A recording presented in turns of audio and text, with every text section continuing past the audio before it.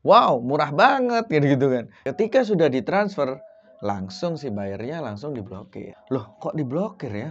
Lah aku habis transfer kok diblokir, ini gimana?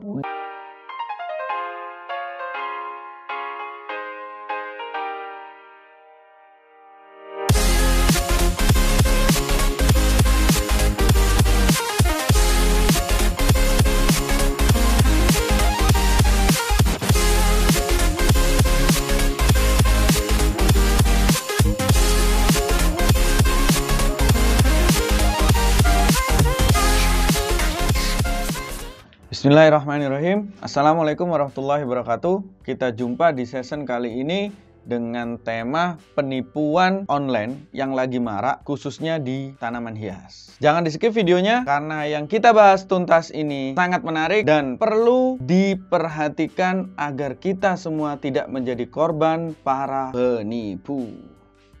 Era zaman sekarang ini adalah era zaman online. Jadi maksud online itu yang di sini dikhususkan ke para penjualan ya. Penjualan online di mana kita menjual sesuatu itu di platform sosial media, website, flash market, dan lain-lain. Era online ini tentunya sangat merambah hampir dari seluruh pelosok ya. Tidak hanya di kota, tapi di desa itu sudah melakukan pemasaran secara online dan melakukan pembelian secara online. Tentunya dari online sendiri ini kenapa sangat marah? Karena di online ini ada kemudahan, ada juga kekurangannya. Tapi jangan berkecil hati, yang offline itu bagaimana? Tenang, walaupun online itu merambah, tetap offline itu dibutuhkan. Iya kan? Kita mau Gojek online, toh juga ada ojeknya. Kalau kita beli Shopee Food ya kan, atau beli makanan melalui platform-platform yang lain, toh juga ada warungnya yang jualan offline. Nah, jadi di mana dunia offline dan online di zaman sekarang ini sedang dalam transisi nih di era sekarang ini. Di sini difokuskan ke online-nya dulu karena sesuai tema. Ini nanti arahnya bagaimana kita tertipu. Jadi agar kita tidak tertipu itu seperti apa? Tentunya online ini yang membuat kita itu bikin marah karena online ini mempunyai kelebihan dan kekurangan. Contohnya kelebihan atau kemudahannya itu kita bisa membeli cukup dari rumah saja, bahkan dari kamar atau kita sedang berada dimanapun kita bisa belanja online dan kita bisa melihat lebih banyak produk dan variasi, ya kan? Lebih banyak karena kalau di online ini bisa halaman 1 sampai halaman ratusan itu dengan produk yang sama. Dapat membeli barang itu dari seller yang jauh. Jadi bagi seller itu tidak ada masalah kita jualan di sini, bahkan yang beli di ujung sana, ya kan? Kita jualan di Sabang, yang beli di Merauke juga tidak ada masalah. Itulah kelebihannya. Kekurangannya kalau di online tentu ada masa menunggu. Pembeli ini masih menunggu barangnya datang. Nah, ya kan? Tidak langsung. Kalau beda kalau kita offline beli di toko, di depan rumah, di mall atau di tempat lain gitu kan. Itu kan kalau kita beli kan kita langsung bawa tuh barangnya. Oke. Nah, masih ada kecemasan. Nah, kekurangannya juga masih ada kecemasan. Cemas dalam artian barang yang dibeli ini sesuai nggak seperti ekspektasi kita, ya kan? Terus kualitasnya bagaimana? Jadi masih ada kecemasan nih di online, ya kan? Lah, bagi seller, gimana caranya menghilangkan kecemasan konsumen itu? Tentunya sellernya harus trusted, harus ya kualitasnya dijaga. Kadang orang membeli ketika sampai itu tidak sesuai dengan produknya, gitu kan? Biasanya terjadi di orang beli pakaian, gambarnya desainnya bagus, ternyata sampai desainnya sama, tapi kainnya beda. Lah, kalau di tanaman hias kadang itu terlihat, waduh, ya kan, editing fotonya bagus, warnanya bagus, tapi ternyata sampai kok buram kayak gini warnanya ya, kok nggak sama seperti di foto. Karena sekarang kualitas kamera, kualitas handphone itu sudah sangat tinggi ya.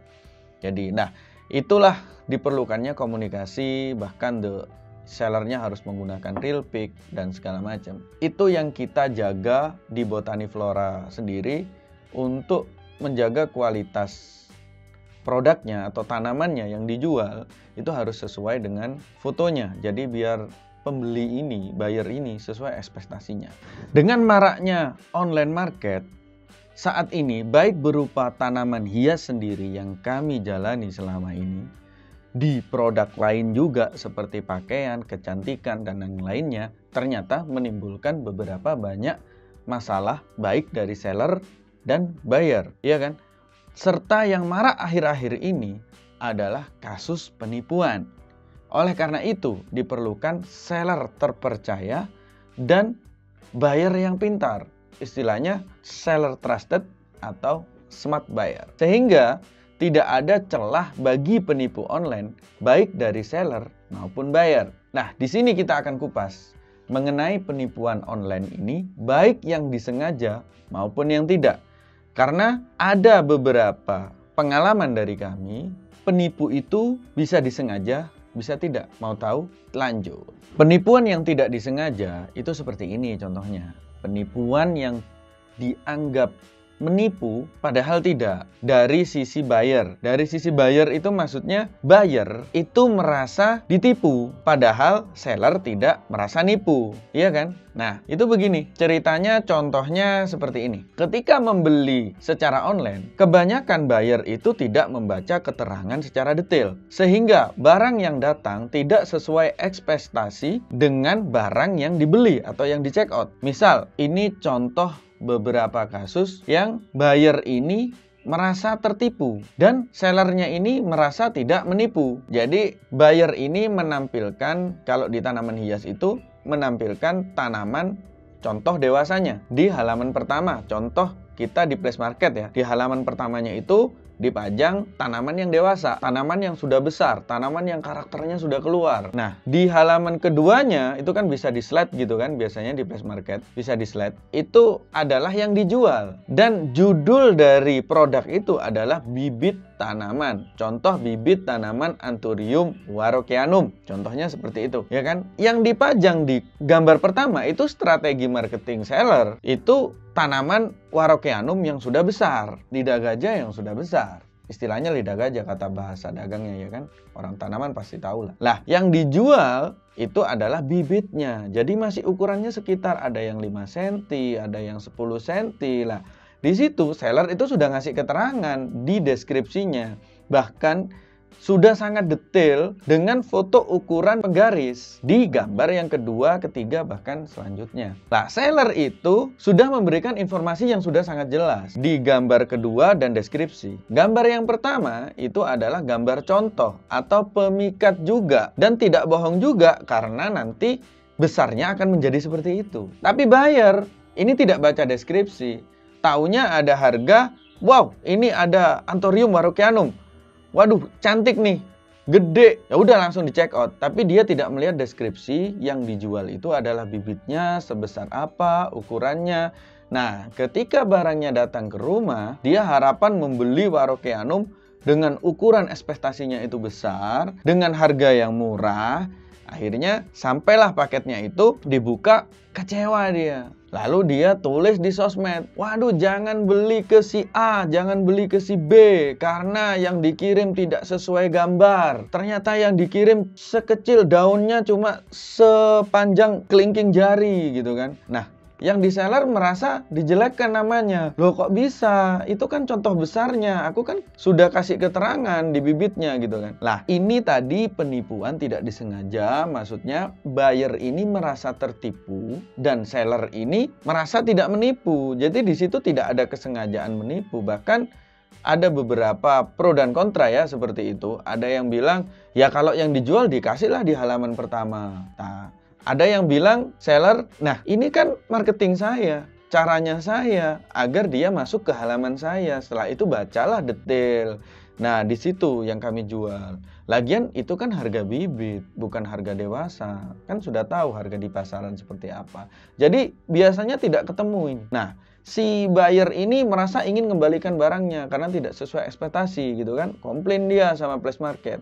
Tapi si buyer sudah ngasih keterangan deskripsi dan ukuran, gambar yang mau dikirim itu sudah jelas. Bahkan dengan perbandingan dan segala macam, akhirnya Place Market tetap membela si seller. Akhirnya buyer tidak ikhlas. Nah, itulah penipuan yang tidak disengaja. Itu Seperti itu. Penipuan tidak disengaja selanjutnya ini nasibnya jatuh kepada sellernya. Biasanya buyer ini check out atau membeli itu dengan sistem COD.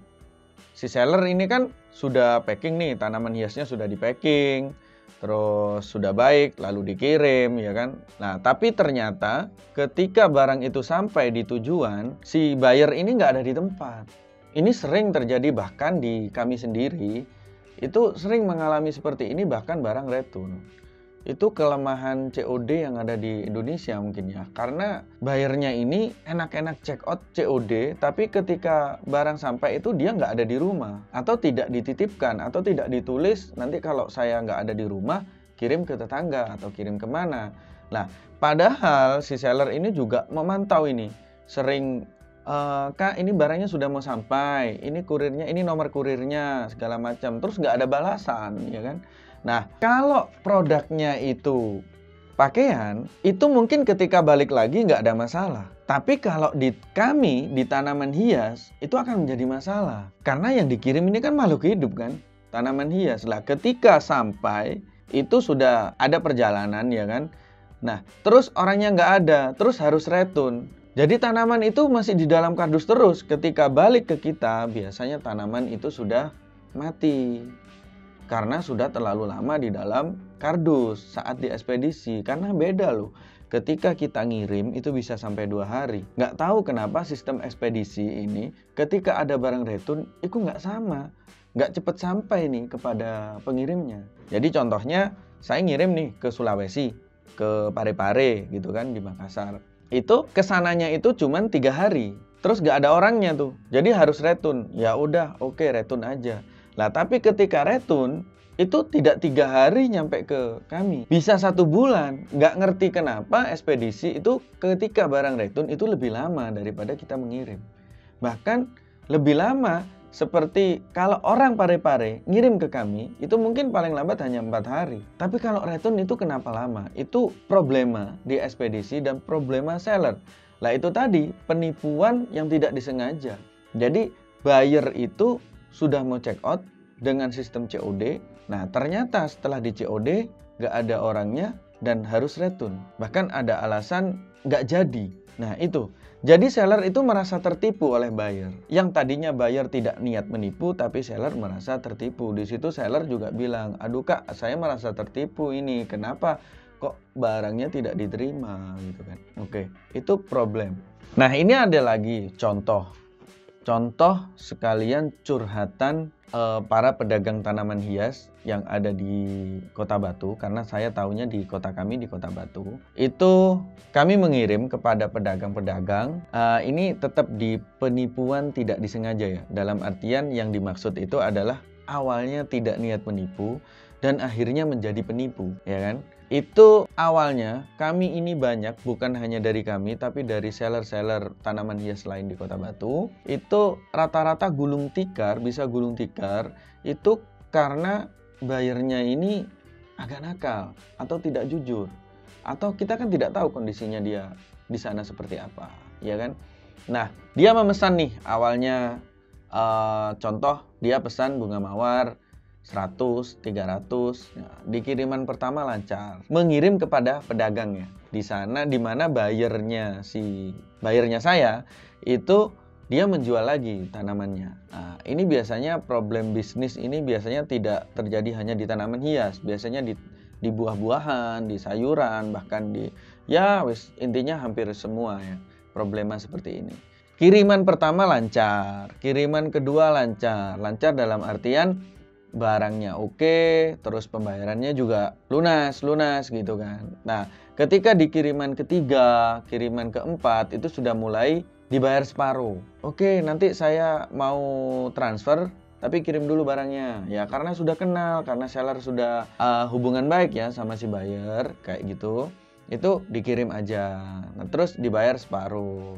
Terus ketika ditanya pelunasannya kapan, dikirim dulu barang lagi. Terus akhirnya numpuk, utangnya numpuk, dan akhirnya sampai banyak. Lah si seller ini kan tanaman hias ini kan labanya nggak banyak nih, ya kan? Kalau mengirim kepada pedagang itu kan kita markup-nya sedikit, marginnya sedikit, karena agar bisa sama-sama jual, ya kan? Nah, jadi belum untung sudah rugi. Problema berdagang di tanaman hias ketika ngirim pedagang, ketika tidak saling konsisten, masalahnya menjadi seperti ini. Ketika dia numpuk-numpuk, akhirnya nggak bisa bayar, akhirnya diblokir nih sellernya, nomornya, biar nggak nagih terus, biar nggak baca statusnya, biar nggak ketemu, dan segala macam. Nah, yang tadinya ini lancar hubungan bisnis, perdagangannya lancar, tidak ada niat menipu, dan akhirnya si seller ini mengecap buyer itu, dia habis nipu saya loh, dia bayarnya separuh dulu terus dikirim, dia mau tidak melunasi terus akhirnya dikirim lagi, akhirnya numpuk. Itu pengalaman kami semua di sini. Jadi kalau kalian memang mau lancar berbisnis, mau berkah, jadi ketika kita bisnis, udahlah, jadi transaksi satu itu diselesaikan, terus baru transaksi lagi. Dengan kayak gitu bisa lancar, sellernya tidak kehilangan modal, ya kan? Terus di situ dagangannya bisa ada terus, ready terus, dan kualitasnya bagus terus gitu kan. Untuk penipuan yang disengaja, dalam dunia online sekarang ini marak sekali penipuan-penipuan yang terjadi.